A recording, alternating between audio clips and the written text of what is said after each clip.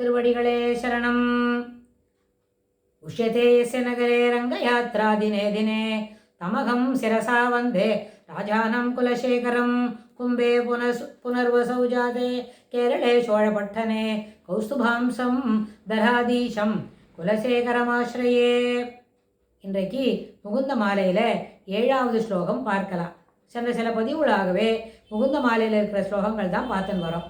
இந்த 7வது ஸ்லோகத்தில் ஆழ்வார் பெருமாள்கிட்ட கேட்டு என்ன சொல்கிறார் அப்படின்னு கேட்டால், கிருஷ்ணத்துதீய பத பங்கஜ பஞ்சராந்திர அத்யைவமே விசது மானசராஜஹம்ச பிராணப்பிரயாண சமயே கபவாத பித்தைஹி கண்டாவரோதன விதௌ ஸ்மரணம் குதஸ்தே அப்படின்னு கேட்டுக்கிறார். அதாவது கிருஷ்ணஸ்துதீய பத பங்கஜ பஞ்சராந்திர அத்யைவமே விசது மானசராஜகம்ச பிராணப்பிரயாண சமயே கபவாத பித்தைஹி கண்டாவரோதன விதௌ ஸ்மரணம் குதஸ்தே. அதாவது கிருஷ்ணத்வதீய பத பங்கஜ பஞ்சராந்த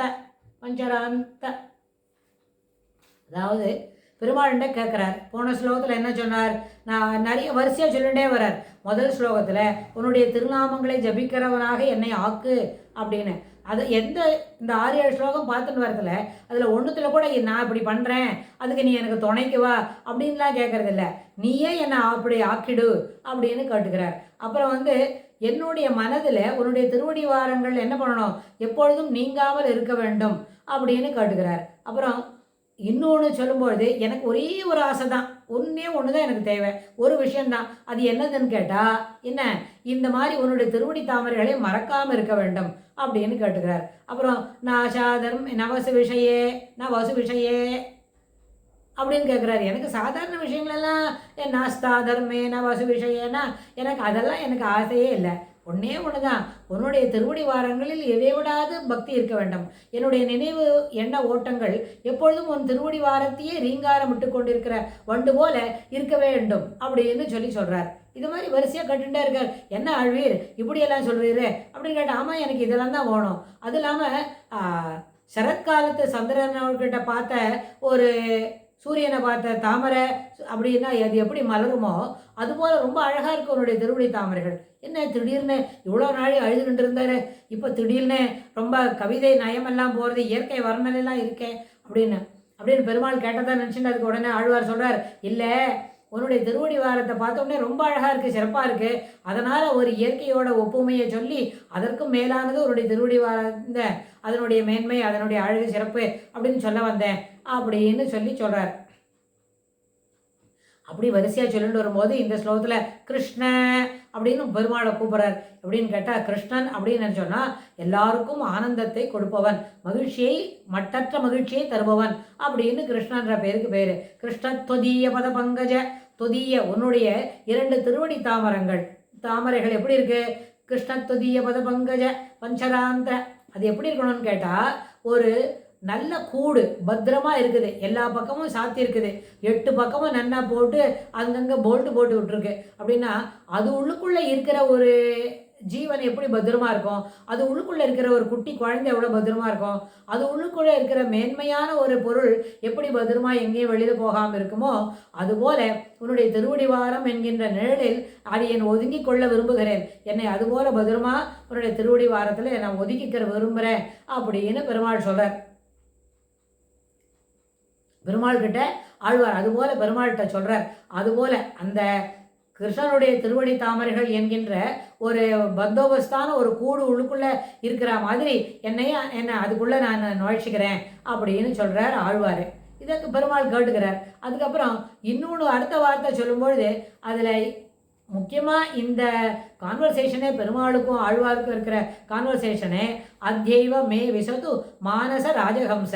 நீ அப்படி எப்படி இருக்கணும்னு கேட்டால், என்னுடைய மானசு என்கின்ற ராஜஹம்சத்தில், அதாவது ராஜஹம்சம் போல இருக்கிற அந்த மனசில் நீ என்ன பண்ணணும், குடிகொண்டிருக்க வேண்டும் அப்படின்னு சொல்கிறார். அப்புறம் பெருமாள்கிட்ட சொல்லும்போது நிறைய விஷயங்களை தொடர்ந்து பேசிகிட்டே இருக்கார். அப்போ சொல்லிச்சு, என்ன ஆழ்வீர் உம்மை பற்றி அப்படி சொல்லிக்கிற அப்படின்ற மாதிரி பெருமாள் நினைக்கிறாருன்னு ஆழ்வாருக்கு தோணுது. உடனே ஆமாம், மானச ராஜஹம்ச அப்படின்னு என்னுடைய ஹிருதயம் என்கின்ற ஹம்சம் ராஜஹம்சம் இருக்கிற அதில் அதுபோல் இருக்கிற ராஜஹம்சம் போல் இருக்கிற இந்த மனசு அப்படின்னு. உண்மையில் எல்லா ஜீவனுமே சிறந்தது தான். ஜீவாத்மாவுக்கும் பரமாத்மாவுக்கும் என்ன, ஜீவாத்மாவுக்கு முக்கியமான விஷயம் பரமாத்மாவோட சரீரம். இந்த உலகத்தில் இருக்கிற எல்லா ஜீவகோடிகளும் முதல்ல மனுஷனாக இருக்கணும்னு சொன்னால் 800 கோடிக்கு மேலே இருக்குது. அது இல்லாமல் பசு பட்சி பிராணிகள், அப்புறம் கடல் நீர் வாழ்வன, நிலத்தில் வாழ்வன, 5 அறிவு உள்ளது, 4 அறிவு உள்ளது, நல்லா சாப்பிட்டு தூங்குறது, ஒரே ஒரு அறிவு இருக்க ஒரு ப்ரொடக்ஷன் மொத்தம் பண்ணும். அதுபோல் எத்தனை ஜீவராசிகளாக இருந்தாலும் இவை அனைத்தும் இறைவனுடைய சரீரம் அப்படின்னு. இதை இந்த இடத்துல ஒரு சின்ன அனப்டேட் சொல்லலாம். நம்மாழ்வார்கிட்ட பெருமாள் பேசுகிறார், என்ன இது மாதிரி இருக்கணும், உன்னை பற்றி எனக்கு சொல்லணும் அப்படின்னு கேட்டால் ஆழ்வார் என்ன சொல்கிறார், என்னை பற்றி சொல்கிறதுக்கு என்ன இருக்குது, எனக்கு ஒன்றுமே தெரியாது அப்படின்னு. அப்போது பெருமாள் சொல்கிறார், நான் என்னை பற்றி சொல்கிறேன் கேட்டுக்கோ அப்படின்னு. உன்னை பற்றி சொல்றியா அப்படின்னா நான் வரேன் அப்படின்னு சொன்னால் பெருமாள் என்ன சொல்கிறார், ஒரு 2 பாசுரத்தில் பெருமாளுடைய அழகு எப்படி, பெருமாளுடைய குணாதிசயங்கள் என்ன, பெருமாளுடைய நடையுடைய பாவனைகளில் இருக்கிற அந்த நளினம் என்ன, பெருமாளுடைய உடை அலங்காரம், அதாவது பீதாம்பரம் ஆபரணங்கள் அதெல்லாம் எப்படி இருக்கும், அப்புறம் அவருடைய ஒரு பார்வையில் எல்லா விஷயங்களும் எப்படி சிறப்பாக தெளிவாக புரியும். அப்படியெல்லாம் பெருமாளுடைய சிறப்பு, அவருடைய அழகு, அவருடைய மேன்மை, அவருடைய என்ன தெரியுமா, தியாகராஜ சுவாமி சொல்கிற மாதிரி அவருடைய ராமருடைய முன்னெற்றியில் 2-3 கழல் கற்றை, அந்த திருமுடி என்ன பண்ணுது, அப்படி சுருட்டியாக மேலே கீழே அப்படி சுருண்டு தொங்குறது. அதுக்கு நடுவில் அந்த தலையை அப்படி அசைக்கிட்டு பெருமான் என்ன பண்ணுறார், சீத்தையை கல்யாணம் பண்ணிக்கணும்னு சொல்லி அந்த சிவதனுசை முறிக்கச்சே அப்படி குனிஞ்சு எடுத்தாராம். அழகலெல்லாம் ஆட்டகங்கனி அது என்ன பண்ணி தெரியுமா, அந்த சுருளாக இருக்கிற முடி உங்கள் தலைமையில் அப்படி ஆடி வந்தது. பார்க்கச்சே ரொம்ப அழகாக இருந்தது. அப்படியே வாரி பறித்து பெருமானை சேர்த்து கட்டிக்கலாமா அப்படி தோணிது அப்படின்னு சொல்லி தியாகராஜ சுவாமியோட அனுபவிக்கிறார். பெருமாளோட முன் நெற்றியில் விழக்கூடிய அந்த திருமுடி கற்றை இருக்கே, அந்த அப்படி அப்படி அசைக்கிட்டு அந்த குனிஞ்சு அந்த சிவதனுசை எடுக்கச்சேவே அது முறிஞ்சு போச்சு அப்படின்னு அந்த அழகை அதில் அனுபவிச்சுக்கிறார். அதுபோல் பெருமாளுடைய அந்த குழலான கற்றைகள், கிரீடம், ஆரம், கேயூரம், அவருடைய திருக்கண் பார்வையில் இருக்கிற சிறப்பு, அதில் இருக்கிற அந்த கருணையே வடிவான ஒரு பார்வை அப்படின்னு ஆழ்வார்கிட்ட பெருமாள் தன்னை பற்றி எல்லாம் சொல்லிட்டு இருக்கார். ஆழ்வாருக்கு ரொம்ப சந்தோஷம், இப்படியா ரொம்ப நல்லா இருக்குது அப்படின்னு. அந்த 2 பாசனம் 2.5 பாசனம் ஆனோடனே அதுக்கப்புறம் சிலதெல்லாம் சொல்லிகிட்டே வரார். இந்த ஜீவன் இப்படி இருக்கும், அதுக்கு இத்தனை ஒரு இயற்கையான ஒளி உண்டு, அது பெருமாளுடைய சரீரத்துக்கு எல்லாமே செய்யும் அப்படிலாம் சொல்லிட்டு வர. இது என்ன வேறு மாதிரி சொல்கிற மாதிரி இருக்கேன்னு, இது என்னது, இது கூட நல்லா தானே இருக்கேன்னு. அது அப்படி பெருமாள் அப்படி கேட்ட உடனே, ஆழ்வார் அப்படி கேட்ட உடனே பெருமாள் சாதிச்சாருது, என்னென்ன இதெல்லாம் உன்னை பற்றி தான் அப்படின்னு.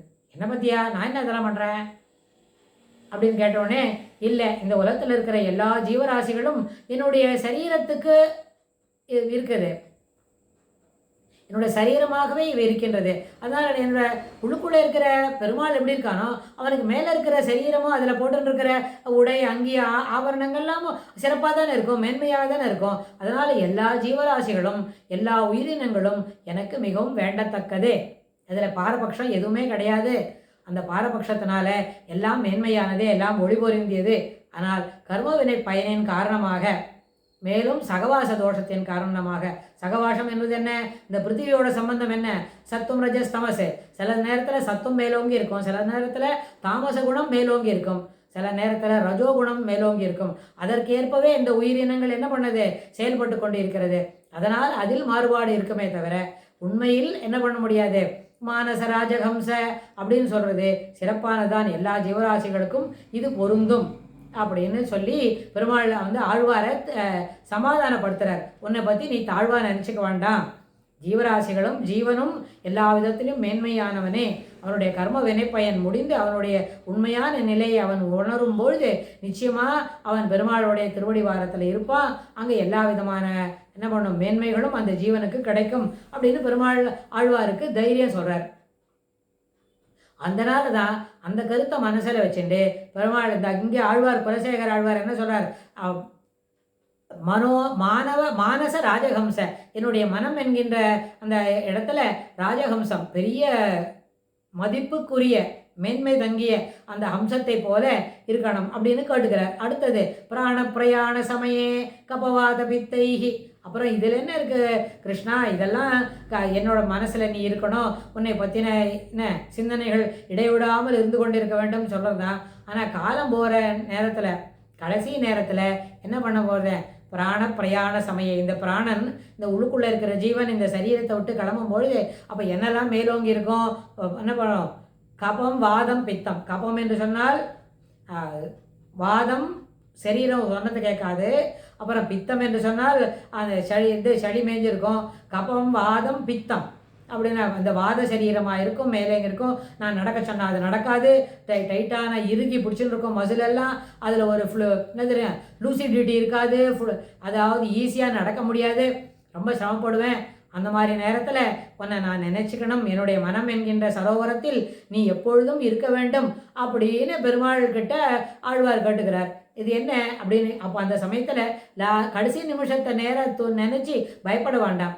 அதனால்தான் வராக சுவாமி என்ன சொன்னார்? வராக பெருமான் நாயனார், வராக நாயனார்ன்றவர் என்ன சொன்னார்? அகம் ஸ்மராமி மத்பக்தம் நயாமி பரமாங்கதிம். அப்போதைக்கு இப்போதே சொல்லி வைத்தேன் அரங்கத்தரவினனை பள்ளி ஆனே அப்படின்னு ஆழ்வார் சொன்னது போல அதை இப்பொழுதே சொல்லி வச்சேன். அப்போதைக்கு அந்த சமயத்தில் பிராண பிரயாண சமய கபவாத பித்தையன் அதெல்லாம் ஒன்றுக்கு ஒன்று மேலிட்டு நான் முன்ன போகிறேன் நீ முன்ன போகிறேன் சொல்லி என்னுடைய செயல்பாட்டு திறனை மிகவும் குறைத்து சில சமயத்தில் 0ல் இருக்கும், சிலப்போ மைனஸில் கூட இருக்கும். ஒரு நாளைக்கு எழுந்துக்க முடியாது, ஒரு நாளைக்கு சரியாக பேச முடியாது, மூச்சு அடைக்கும், ஒரு நாளைக்கு மூச்சு திணறல் போல் இருக்கும். அதனால் ஒரு நாளும் அந்த நேரத்தில் உன்னுடைய திருவடி தாமரைகளை இனிமையான எண்ண ஓட்டங்களோடும் அதனுடைய அழகான நிறவ வண்ணங்களோடும் நினைத்து கொண்டிருக்க முடியும்னு எனக்கு தெரியாது. எனக்கு அது வாய்ப்பு உண்டான்னு தெரியல, அந்த கொடுப்பினை எனக்கு இருக்குமான்னு தெரியல. அதனால் அப்போதைக்கு இப்போதே சொல்லி வைத்தேன் அப்படின்னு ஆழ்வார் சொல்கிறார். அது மாதிரி சொல்லும்பொழுது தான் நான் வராக நாயனார் என்ன நம்மளுக்கு நம்பிக்கையை கொடுக்குறாரு. அதை பற்றி நீ கவலைப்படாத, நீ இப்போ சரணாகதி பண்ணிவிட்டியா, சரி. அகம் ஸ்மராமி மத்பக்தம் நயாமி பரமாங்கத்தியம். அவன் செல்லக்கூடிய வழிகளில் அவனுக்கு முன்னமே நான் சென்று அவனை நான் நினைத்து அவனை நல்வழிப்படுத்துகிறேன், என்னுடன் நான் அவனை அழைத்து செல்கிறேன் அந்த ஜீவனை அப்படின்னு பெருமாள் என்ன பண்ணுறார்? உறுதிமொழி கொடுக்குறார். அதெல்லாம் மனசில் வச்சுட்டு தான் இவர் எங்கே என்ன சொல்கிறார்? மானசராஜ ஹம்சன்னு சொல்கிறது இல்லாமல் பிராணப்பிரயாண சமயேன்னா அதை பற்றி இந்த மனசில் வச்சுக்காதே. இவனை கண்டாவரோதன விதௌ அப்படின்னு சொன்னால் ஸ்மரணம் குதஸ்தே. அந்த மாதிரி மூச்சை அடைக்கும்பொழுது உன்னை எப்படி நான் நினைப்பேன், அந்த நினைக்கிறதுக்கு என்ன வாய்ப்புகள் எனக்கு இருக்கும். அதனால் இப்பொழுதே சொல்லி வைக்கிறேன், அவசியம் என்னுடைய நினைவு அந்த நேரத்தில் உன்னை பற்றி நினைத்து கொண்டிருக்க வேண்டும். அதற்குண்டான முயற்சி நான் இப்பொழுதே செய்கிறேன் அப்படின்னு பெருமாள்கிட்ட ஆழ்வார், குலசேகர ஆழ்வார் பிரார்த்திக்கிறார். ஆனால் அப்படி நினச்சிக்க வேண்டாம். அதாவது இப்போ பிராணப்பிரயாண சமயன்றதை சொல்லி நம்ம பயப்பட வேண்டாம். அது இல்லாமல் இப்பொழுதே சொல்லி வைக்கலாமே. என்ன பண்ணணும்? பெருமாள்கிட்ட சரணாகதி பண்ணி இந்த மாதிரி எனக்கு அந்த நேரத்தில் நல்ல நினைவை தர வேண்டும் அப்படின்னு பூமி பிராட்டி கேட்குறா. இப்படி என்னை இந்த அழுக்குலேருந்து பாசியிலேருந்து என்னை தூக்கி மேலே எடுத்துட்டோங்கோ, என்ன நல்லது இந்த நம்ம ஜனங்களுக்கு நம்ம சொல்லணும். நம்ம குழந்தைகள் இந்த பிருத்திவியில் இருக்கா இல்லையா, அவளுக்கு நல்லது சொல்லணுமே, நான் என்ன சொல்லித்தரட்டும் அப்படின்னு பூமி பிராட்டி கேட்ட உடனே தான் பெருமாள் என்ன சொல்கிறார்? அகம் ஸ்மராமி மத்பக்தம் நயாமி பரமாங்கத்தியம். ஒரு நாளும் அவனை நான் என்ன பண்ண மாட்டேன், கைவிட மாட்டேன். அவனுடைய நிலைமையை தாழ்ந்து போகத்துக்கு இடம் கொடுக்காமல் நானே அவனை நினைத்து அவனை நான் என்னிடத்திற்கு அழைத்து செல்கிறேன் அப்படின்னு பெருமாள் அங்கே உறுதி சொல்கிறார். இப்போ இருக்கோம் அவன் காஷ்டை போல, ஒரு கட்டை போல, மரம் போல அவனால் நகர முடியாமல் அமைதியாக படுத்துட்டு இருக்கும்பொழுது என்ன சொல்கிறதுன்னு தெரியாமல் இருக்கச்சே அவனை நான் என்ன பண்ணுறேன், நினைத்து கொள்கிறேன். அவனை நான் அவனை அழைத்து செல்கிறேன் அப்படின்னு பெருமாள் அங்கே உறுதி சொல்கிறார். அதை இவர் இந்த ஆழ்வார் இப்போது மனசில் வச்சுட்டு எனக்கு என்ன பண்ணுறார்? குதஸ்தே ஸ்மரணம் குதஸ்தே. அப்பொழுது எங்கே இந்த நினைவில் என்ன பண்ணணும்? உன்னுடைய திருவடி தாமரைகளை நினைக்க வேண்டும் என்கின்ற நினைவு எப்படி வரும் அப்படின்னு சொல்லி கேட்டுக்கிறார். இதுதான் பெருமாள் சொல்லும்போது பெருமாளுடைய கிருஷ்ணத்வதீய பத பங்கஜ அப்படின்னு அவனுடைய 2 தாமரைகளை ஒற்ற திருவடிகள். அந்த சரி, ஒரு எப்போவுமே தாமரை எங்கே பூக்கும்? தரையில் பூக்காது. ஒரு ஜலம் இருக்கிற இடம் சரோவரம், அதில் தான் பூக்கும். சரோவரத்தில் வெள்ளை தாமரையோட கலரில் இருக்கிற அந்த பிங்க் கலரில் இருக்கிறது, சில சமயத்தில் இது 2ம் கலந்தா போல் இருக்குது அப்படின்னு சொல்லி நிறைய விதவிதமாக இருக்கும். கலர் வண்ணங்களில் தாமரை மலர்கள் இருக்கும். அப்போது சில சமயத்தில் வெண்தாமரை வெள்ளை கலரில் கூட இருக்கும். மேலோட இதழோட மேல் பக்கம் வெளுப்பாக இருக்கும், அதனோட பின்னாடி பக்கத்தில் அது எப்பவும் போல் அந்த பிங்க் கலரில் இருக்கும், ரோஸாக இருக்கும் அப்படின்னு சொன்னால் இதெல்லாம் சரிதான். எப்படின்னா முதல்ல பார்க்குற திருவடி 2 தாமரைகளும் இறைவனுடைய திருவடி தாமரைகள். அதுக்கப்புறம் பாக்கி இன்னும் 2 பார்க்குறோமோ அவனுடைய புண்டரீகாட்சம், தாமரை ஒத்த கண்கள். அப்புறம் பக்கத்தில் 2 இருக்குது அப்படின்னு சொன்னால் அது ரெண்டும் பிராட்டியார் ஸ்ரீதேவி பூதேவி நாச்சியாரோட திருக்கைகள். அதனால் பெருமாளுடைய திருவடியே அவள் 2 பேர் என்ன பண்ணிட்டு இருக்கா, பத்திரமா பிடிச்சின்னு இருக்கா. அப்படின்னு ஒரு சரோவரத்தில் இருக்கிற நிறைய தாமரை புஷ்பங்களுக்கும் ஒன்றுக்கும் ஒன்று இருக்கு, ஒரு வேலை இருக்குது, ஒன்றுக்கும் ஒரு முக்கியத்துவம் இருக்குது. அப்படி எண்ணி அந்த சரோவரத்தில் இருக்கிற தாமரை பூக்களை நம்ம கண்டு மகிழலாம். அப்படி சரோவரத்தில் இருக்கிறதுனால தான் இங்கே ஆழ்வார் என்ன சொல்கிறார், மானச ராஜஹம்ச அப்படின்னு சொல்லிக்கிறார். என்னோட மனம் என்கின்ற அந்த ராஜஹம்சத்தை இருக்க அதில் நீ என்ன பண்ணிக்கணும், இருக்கணும் அப்படின்னு, அதில் நுழைஞ்சிக்கணும் அப்படின்னு. அப்புறம் துதிய பத பங்கஜ பஞ்சராந்திர, அதாவது பஞ்சம் என்ன, பஞ்சம் அப்படின்னா ஒரு கூடு போல. அப்போ கூடு போல் இருக்கணும்னு சொன்னால் அந்த கூட்டு உள்ளுக்குள்ளே இருக்கிற 8 நாளும் 12 10 திக்கு இருக்கா மாதிரியோ, அதில் எல்லாவற்றிலும் எல்லா முறையிலிருந்தும் 10 திக்கிலேருந்தும் எந்த விதமான ஆபத்தும் வராமல் நம்மளை பாதுகாக்கணும் அப்படின்னு சொல்லி பெருமாள்கிட்ட கேட்டுப்போம். அதாவது விஷ்ணு சகஸ்ரநாமம் சொல்லி முடித்த உடனே துவாதச பஞ்சரம் அப்படின்னு ஒரு ஸ்லோகம், ஒரு 10 12 ஸ்லோகம் சொல்லுவோம். அதில் சொல்லும்போது இந்த முதல் 7-8 ஸ்லோகத்தை இப்படி தான் சொல்லும். எந்தெந்த தென்மேற்கு மூலையிலேருந்து, வடகிழக்கு மூலையிலேருந்து, கிழக்கேந்து அப்படின்னு சொல்லி 8 திக்கிலேருந்தும் நீ என்ன பண்ணணும், இருந்து கூண்டு போல இருந்து பாதுகாத்துக்கணும் அப்படின்னு சொல்லி, அப்படி பந்தோபஸ்தாக இருக்கிறவனுடைய திருவடி தாமரையில் யான் நுழைந்து கொள்ள வேண்டும் அப்படின்னு சொல்லி ஆழ்வார் கேட்டுப்பார். இப்போ இங்கே அப்படி தான் கேட்டுக்கிறார் அப்படின்னு. ஸோ அதனால் இந்த அடிப்படையில் பார்க்கும்பொழுது இந்த ஸ்லோகத்திலையும் ஆழ்வார் என்ன கேட்டுக்கிறார், பெருமாளுடைய திருவடி தாமரைகளில் காலம் முடிகிற சமயத்தில் இறைவனுடைய நினைவு ஸ்மரணம் தன்னிடம் இருக்க வேண்டும் அப்படின்னு ரொம்ப பவ்யமாக கேட்டுக்கிறார். இந்த ஸ்லோகத்தோட விரிவாக்கத்தை அடுத்த பதிவில் பார்க்கலாம். ஸ்ரீ குலசேகர ஆழ்வார் திருவடிகளே சரணம். ஸ்ரீ கிருஷ்ணாய துப்யம் நமஹ.